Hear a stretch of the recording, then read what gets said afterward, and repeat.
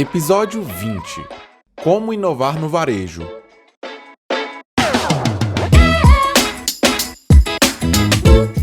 Olá, eu sou Fernanda Peregrino e este é o Varejo SA Podcast. Sejam muito bem-vindos a mais um episódio e hoje vamos conversar com Alexandre Weimer sobre inovação no varejo. Alexandre Weimer é formado em economia e especialista em vendas e marketing. Também é diretor de comunicação e inovação da CDL Concórdia, entidade que compõe o sistema CNDL. No ano passado, Alexandre concorreu à premiação Startup Awards na categoria Herói de Ecossistema de Inovação. Olá, Alexandre, bem-vindo ao Varejo SA Podcast. Olá, Fer, muitíssimo obrigado pelo convite. Eu fico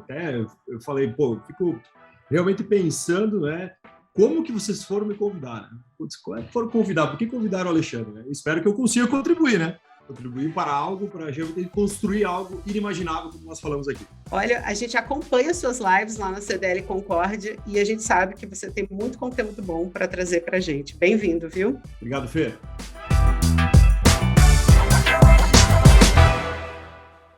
Alexandre, você é economista, mas como é que você foi parar trabalhando com vendas e marketing? Me conta aí. A história é super longa, né? Mas eu vou tentar encurtar ela. Eu fiz economia porque era o que eu conseguia pagar na época da faculdade, né? O que eu amava. Aprendi a amar depois, né? Mas quando eu fazia economia, logo assim na sequência, eu trabalhei num banco privado. E eu trabalhando no banco privado, eu comecei a fazer consultoria. Sempre foi na área de finanças até meus 26 anos. Fiz consultoria, trabalhei no banco, sempre olhando para a lógica. E um dia eu estava fazendo uma análise de um balanço de uma empresa, e eu vi lá uma linha marketing, publicidade e comunicação que tinha mais ou menos um investimento em torno de 15% daquela empresa, né? Eu falei, cara, mas não pode 15% em marketing. Daí, onde eu fui estudar o marketing, eu falei, cara, é um mundo onde realmente eu posso transformar aquele conhecimento que eu adquiri em um negócio. E aí eu comecei, na época, com uma agência de comunicação, lá em 2008, e é onde eu entrei no marketing, me apaixonei e larguei toda a parte financeira. E você já teve agência de publicidade e produz um evento super legal aí no seu estado, Santa Catarina. Me conta um pouco sobre o evento hoje. Na verdade, hoje eu ainda tenho a agência, né? Eu sou investidor dela, não atuo nela todos os dias. Eu sou investidor. Hoje nós temos um grupo de investimento, inclusive uma das empresas do grupo de investimento, além da agência, é o evento chamado Evento Hoje, né? Está agora na 6ª edição. O evento ele foi feito, Fer, lá atrás, justamente para trazer para os nossos clientes, naquela época, né, informação de outros mercados, né? Então, a gente começou a buscar palestrantes de várias regiões do Brasil, inclusive trouxemos palestrantes internacionais, e o objetivo era que os nossos clientes tivessem acesso a algumas informações que muitas vezes eles não teriam, por exemplo, estando todos os dias atrás de uma mesa, né, atrás de um balcão das suas empresas. Começamos de uma forma bem despretensiosa, não era o objetivo ser um evento, por exemplo, como é hoje, em nível nacional, mas as últimas edições, em 2019, quando nós não tínhamos ainda a pandemia, nós atingimos 5.000 pessoas, né, de quase 200 cidades que estiveram aqui em Concórdia. O CDL da nossa cidade, CDL de Concórdia, ele desde a primeira edição em 2016, ele é nosso parceiro estratégico, né, e nos ajuda aí a multiplicar esses números todos os anos. De que maneira a pandemia afetou o evento de vocês? Vocês tiveram que se adequar, fazer online? Me conta um pouco aí desse período. Sim, em 2019, então, nós entregamos a última edição, que foi no mês de setembro, a gente colocou 5.000 pessoas, como eu lhe disse. Em 2020, né, quando nós recebemos a informação da Covid, da pandemia, nós tivemos que recuar do presencial em 2020, era impossível realizá-lo, né? A gente realizou daí, então, 2 edições online, né? Nós tivemos aí mais de 15.000 participantes na edição online, e daí em 2021, em setembro, nós, através de um protocolo sanitário bem robusto, junto com o governo do estado, nós fomos o maior evento de empreendedorismo em 2021 em Santa Catarina, né? Então, nós fizemos o evento, cara, era uma estrutura muito maior do que aquela estrutura para 5.000 pessoas, e a gente conseguiu abrigar apenas 3.000 pessoas por causa da restrição do protocolo sanitário, né? Mas foi assim, ó, Fer, o evento mais emocionante da minha vida, porque as pessoas elas estavam sedentas, e o evento ele trouxe, né, um ar, por exemplo, de emoção inimaginável. Tanto que nós tivemos a participação, por exemplo, da Glória Maria no palco, e nós nos emocionamos e ela chorou no palco, porque era o primeiro evento que ela vinha, né, desse tamanho em 2 anos, e, né, por coincidência, nesses 2 anos, ela tinha passado por uma cirurgia em seu cérebro, então ela estava emocionalmente bem conectada com o evento, por exemplo, né? E a gente conseguiu, em 2021, talvez, dar um start em vários outros projetos, né? porque várias pessoas que ali estavam, elas começaram a olhar e falar assim, pô, olha, estão fazendo. E o protocolo sanitário realmente foi seguido à risca, o que fez com que muitas pessoas, talvez o dono do restaurante, o dono da loja, né, outras empresas de eventos, falaram assim, cara, mas a gente pode fazer, não vai ser igual, mas podemos fazer alguma coisa. Né? Que bacana ser inspiração, né? Mas hoje a gente está aqui para falar de inovação, e eu aprendi alguns anos atrás, trabalhei num projeto de inovação do Sebrae Nacional, que para inovar a gente não precisa tirar nada da cartola. O que é inovação no negócio e como é que os varejistas e os outros negócios podem inovar no seu dia a dia? Fer, eu acho que uma coisa que aconteceu nos últimos anos, principalmente nos últimos 15 anos, que as pessoas confundiram muito inovação com tecnologia. Né? Então, porque fala-se muito em tecnologia, é óbvio que a tecnologia ela consegue potencializar uma certa inovação, mas nós temos que entender que inovação é tudo que você consegue fazer diferente, mesmo sendo algo que não envolva tecnologia. Eu gosto de citar muito o exemplo vamos pegar um exemplo de um restaurante, de uma loja, de algo, por exemplo, que talvez não tenha acesso a softwares robustos e tudo mais, mas como que ela consegue inovar? Muitas vezes no atendimento. Ela conseguindo fazer algo que é dela, que é particular, que é diferente do que ela fazia antes, no atendimento, na saudação, na maneira, na energia, no que o cliente vê, no que o cliente ouve, aquilo pode ser inovação. Né? Isso pode ser inovação, porque quando você começa a olhar para o mercado que todo mundo faz igual, porque sempre a grama do vizinho é mais verde, né? A gente vai lá e faz igual ao vizinho. Mas muitas vezes a inovação é você ter o próprio DNA, você conseguir olhar para o seu business, seu negócio, e falar assim, cara, o que eu vou fazer de diferente? Pô, será que eu vou ter um pão diferente lá no meu restaurante? Será que eu vou ter, por exemplo, um tipo de produto diferente na minha loja? E muitas vezes você começa a ser inovador. Né? Que legal. Nos últimos 2 anos, uma das principais inovações que os negócios tiveram que fazer, que implementar, é se digitalizar, né, Alexandre? A gente não estava preparado para a onda da pandemia, essa afastamento social, e aí todo mundo teve que correr para a internet. E agora, esse continua um desafio presente, que outros desafios a gente vai ter que lidar agora em 2022? Fer, eu acho uma coisa muito importante é nós deixarmos claro que a internet ela foi uma grande aliada de várias empresas e como foi um grande problema de outras que não conseguiram enxergar ela como sendo um meio para. Né? Nós temos que entender que a comunicação mais rápida, né, via, por exemplo, um WhatsApp, via uma rede social, por exemplo, que já estava acontecendo, a pandemia somente acentuou isso. Né? Se nós pegarmos assim, as pessoas já pediam comida por aplicativo, elas já pediam. Só que a pandemia trouxe para algumas pessoas a necessidade de ir por um aplicativo, porque ela pegava o telefone e estava ocupado. Né? Então, assim, a gente tem que entender que aquilo que está acontecendo agora, que se acentuou, por exemplo, durante a pandemia, já acontecia antes. Né? E isso é muito importante quando a gente fala de inovação. As pessoas acham, por exemplo, que a inovação é algo que se cria do dia para a noite, mas na verdade não. Existem alguns indícios que nos mostram que, né? Ontem, inclusive, eu estava gravando um podcast falando sobre futuro. E uma das coisas que eu observo no futuro é a maneira como as pessoas consomem as coisas. Vamos pegar um exemplo. Fotografia. Eu, você, todo mundo sempre tirou fotografia. Eu ainda era da época que tinha as 48 poses, 24 poses, tinha que cuidar para não queimar o filme, 36? Né? 36 poses. Então, assim, nós éramos nessa época. Eu lembro que a minha mãe economizava as fotografias. A única coisa a gente tinha que aprender a fazer pose, né? Isso, tinha que aprender, porque assim, e aí ainda tinha, será que deu certo? E não tinha mais volta, né? Não tinha como você ver. Daí o que acontece? A gente continua tirando fotos, só que de uma maneira diferente. E aí a gente começa a fazer uma coisa, Fer, tirar muito mais fotos. Se nós pegarmos, por exemplo, um setor que nós somos investidores também, que é o setor de delivery, você vai observar que as pessoas elas já pediam delivery com canais diferentes, por exemplo, um canal digital, que é o telefone. O telefone é um canal digital, né? Que as pessoas já usavam lá atrás. Né? A rede social, que as pessoas já pediam, o WhatsApp. E elas começaram agora, nesse momento, a entender o seguinte, o delivery ficou mais fácil. Eu quero mais conveniência. E aí tu começa a observar no Brasil que nós multiplicamos em algumas regiões 5 vezes o volume de pedido por delivery.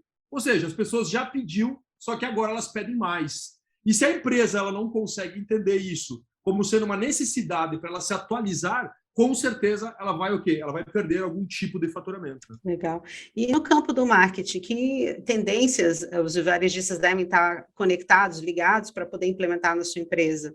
Uma das coisas que eu me preocupo muito, assim, cara, do pequeno varejista, eu falo muito isso aqui em Concórdia, por exemplo, é que a gente não dá atenção ao básico, ou seja, não é o futuro, é o presente, né?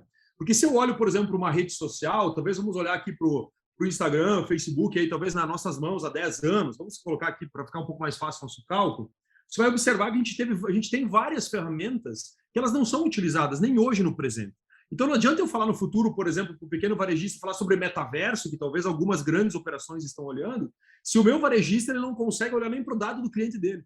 Ele não tem a informação do cliente, ele não sabe quando foi o último dia que o cliente comprou. Ele só pega as informações do cliente para tirar a nota fiscal ou o cupom fiscal. E isso eu vejo que é o grande problema hoje. Nós que temos eu falo muito aqui no CDL, nós temos o dever de conscientizar o varejista que ele primeiro precisa olhar para o básico, que é o quê? Velho, entenda o seu cliente. É muito mais fácil você manobrar. Tem aquela teoria que a gente fala do transatlântico e o jet ski.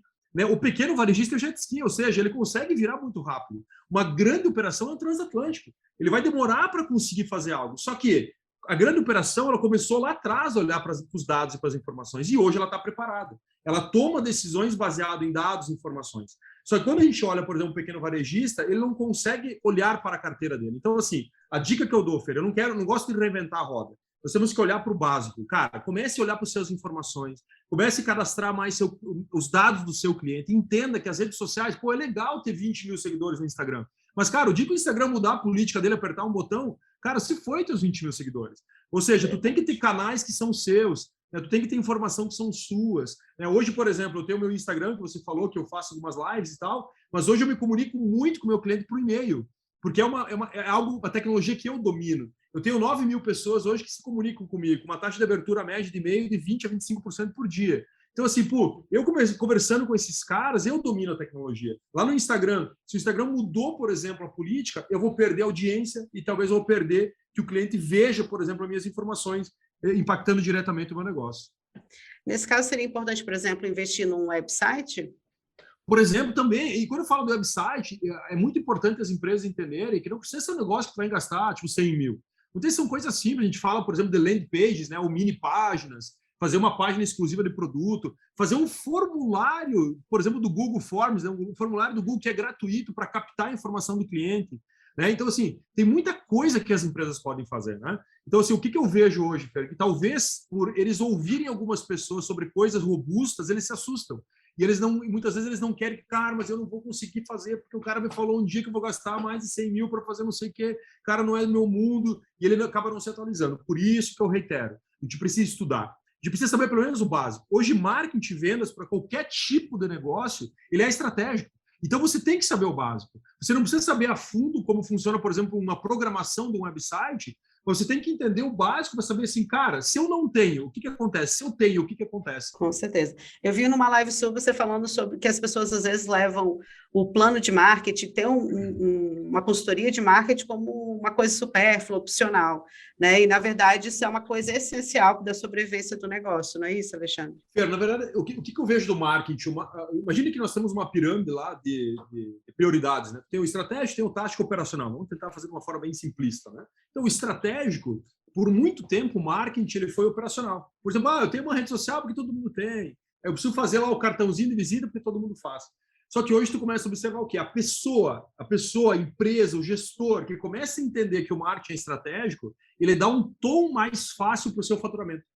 Ou seja, porque ele começa a entender o seguinte, se eu quero dar fluxo de loja, vamos pegar um exemplo do fluxo de loja, eu uso marketing para isso. E quando eu falo marketing, não é você só fazer um comercial na rádio, você fazer uma rede social. Muitas vezes você falar com a sua base. Né? Você, por exemplo, pegar os 100 principais clientes que não consomem nos últimos 3 meses, e você fazer um WhatsApp, uma mensagem personalizada para aquele cara e falar assim, João, estou com saudades de ti. Olha só, para você vir aqui hoje, separei um café da manhã para a gente tomar junto, sei lá, ou uma promoção, uma oferta, né? Você vai definir isso conforme o seu plano estratégico. Mas lembrem-se, né, galera? Marketing precisa ser estratégico, assim como vendas é estratégico. Venda também é estratégico, não é? E assim, quando a empresa ela começa a tratar vendas como sendo operacional, ou seja, esperar o cliente vir na loja, cara, isso aí é o início do fracasso. Não adianta. Se você está fazendo isso hoje, esperando o cliente vir, sem nenhum tipo de ação ativa, você possivelmente está iniciando o fracasso. Ele não vai acontecer segunda-feira, ele vai acontecer talvez lá na frente, quando um concorrente mais forte vier, quando alguém, por exemplo, começar a bater um pouco mais forte. Quando, por exemplo, tu pega os e-commerces hoje, Fer, vai pegar, por exemplo, os e-commerces chineses. Eles estão vindo, por exemplo, e crescendo a 2 dígitos ao ano. Então, assim, e esse cara concorre com a loja aqui em Concórdia. Só que se eu não olhar para isso e entender, como é que eu consigo olhar aqui 2 anos e entender que eu posso ainda ser competitivo? Por isso que o marketing, por isso que vendas, ele é estratégico, a gente precisa estudar. E como é que você ingressou no sistema CNDL, Alexandre? Me conta um pouco do seu histórico aqui no sistema. Perfeito. Primeiro que eu sempre fui cliente, né, com a maioria das minhas empresas, não todas, mas a maioria delas eu fui cliente CDL. Né? Então, a gente é associado CDL. Né? Eu comecei por aí, depois, quando eu comecei a fazer o evento hoje, é óbvio que a gente se aproxima de algumas entidades, eu já participo de outras entidades, né? Principalmente entidades de tecnologia, e o ano passado eu fui convidar, e eu sempre tive o CDL de Concorde como parceiro, né, dentro do meu evento. Eu sempre ajudei de alguma forma, mas talvez mais indireta. E o ano passado, né, pelo presidente Gabriel aqui de Concorde, eu fui convidado a ingressar na diretoria, né, onde eu, entre aspas, ganhei a cadeira de marketing e inovação. E ali onde eu estou hoje. Eu acredito assim, ó, que quando a gente fala, por exemplo, de entidades, seja o que for de entidades, eu vejo que elas têm uma importância assim que talvez nós não consigamos entender o tamanho da importância. Porque ainda nós somos muito embrionários quando a gente fala do cooperativismo, do associativismo, de trabalhar todos juntos em prol de algo muito maior, né? Eu acredito que nós todos temos que aprender. Inclusive eu, nos últimos 5 anos, depois que comecei a fazer o evento hoje, eu mudei muito a minha percepção do que era associativismo e cooperativismo. Hoje, por exemplo, eu sou um defensor nato, inclusive, né, quando falo de cooperativismo também, tenho vários clientes hoje no sistema cooperativo, e também no sentido do associativismo, né, com entidades, por exemplo, como o próprio CDL. Legal. Então, para você, o sistema associativista pode trazer muitas vantagens para o crescimento do negócio. É muito simples a gente comparar. Vamos pegar o nosso corpo, né, Fer? Se a gente pegar o nosso corpo e entender como ele é composto, na verdade, não é composto de uma matéria, ele é composto de várias coisas. Nós temos lá glóbulos brancos, vermelhos, nós temos um monte de coisa que compõe o corpo. Ou seja, nós somos um sistema associativista. A gente só consegue estar de pé porque nós temos várias coisas que nos deixam de pé, né? E eu acredito que quando a gente fala, por exemplo, numa cidade, vamos pegar o exemplo aqui que tem Concórdia, eu preciso ter entidades que estão sólidas para que elas representem o conjunto. Ou seja, eu como ser humano só consigo ir lá porque eu tenho vários componentes. Uma associação, uma sociedade, ela só consegue ter lá se ela tiver várias entidades fortes para levar até lá, né? Seja lá onde for, né? Alexandre, antes de terminar, a gente está aí vendo novos casos de Covid, mas a gente já tem 2 anos aí de pandemia. Eu acho que já dá para a gente entender como nosso negócio deve lidar e continuar funcionando, mesmo com os aumentos de casos, e contribuir para que os casos não cresçam tanto. É possível trabalhar e lucrar no meio dessa loucura toda que é a Covid? Fer, com certeza absoluta. Nós temos que entender o seguinte, né? Existe a regra do jogo. Né? Eu sempre falo, velho, tem a regra do jogo, cara. Essa é a regra do jogo que nós ganhamos nos últimos 2 anos. Ela vai sair rápido? Não, cara. As pessoas vão continuar com alguns medos. Nós vamos continuar usando... Cara, a pessoa paramos de usar máscara. Velho, vai ter uma galera que vai usar máscara, mesmo não precisando mais usar máscara. Então, nós temos que entender que existe uma nova regra. O grande segredo é nós entendermos como que o meu cliente percebe essa regra. Como que ele consome? E aí uma pergunta que eu sempre faço para as empresas, principalmente quando a gente fala do consumo. Como que o seu cliente, o perfil de cliente ideal, o seu persona, é o cliente que compra na sua loja, como que ele consome? Quais são os amores e as dores que ele tem? Por que ele deixa de consumir alguma coisa? E nós vamos começar a entender que a pandemia, mesmo ela indo embora, Fer, outros movimentos vão acontecer. Seja um movimento político, seja um movimento econômico, seja um movimento lá na China. Hoje, por exemplo, o Brasil exporta de commodity 41% que exporta para a China. Se a China falar assim, eu não vou mais comprar soja do Brasil, velho, nós somos o maior produtor de soja do mundo, mas um dia podemos não ser mais, porque simplesmente os caras vão lá e fecham. Ou seja, a volatilidade do mercado não é só da pandemia. E por isso que eu digo, Fer, os empresários eles precisam entender que o mundo ele é volátil, ele não vai mais ser normal como antes. As coisas acontecem muito mais rápido. E o que nós temos que fazer é o quê? É estudar para entender a regra do jogo todo momento. E quem conseguir entender a regra do jogo vai ter diferencial competitivo. Maravilha. Alexandre, queria te agradecer pelo bate-papo e a gente espera mais vezes aqui no nosso podcast. Obrigada. Fer, estou com vocês. O que vocês precisarem, pode me chamar. Sempre que eu puder ajudar, estarei à disposição. Um grande abraço. Obrigado. Obrigada.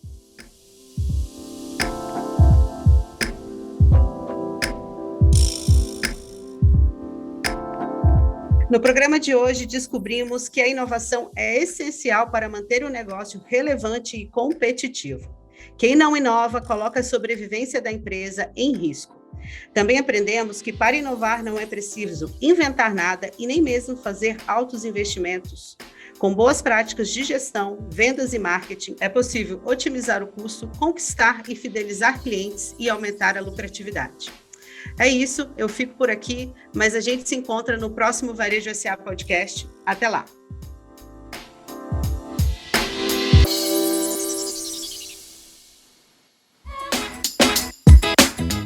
Este foi o Varejo SA Podcast. Quer conferir mais conteúdos para o crescimento do seu negócio? Acesse varejosa.org.br. Acompanhe também as redes sociais da CNDL. Estamos no Facebook, Instagram e Twitter. Procure pelo @Sistema CNDL. No YouTube, o nosso canal é o CNDL Brasil. Se você gostou do episódio de hoje, compartilhe com seus amigos e marque o conteúdo com a hashtag VarejoSA e o @Sistema CNDL. A sua opinião é muito importante para nós. Mande sugestões para o e-mail varejosa@cndl.org.br.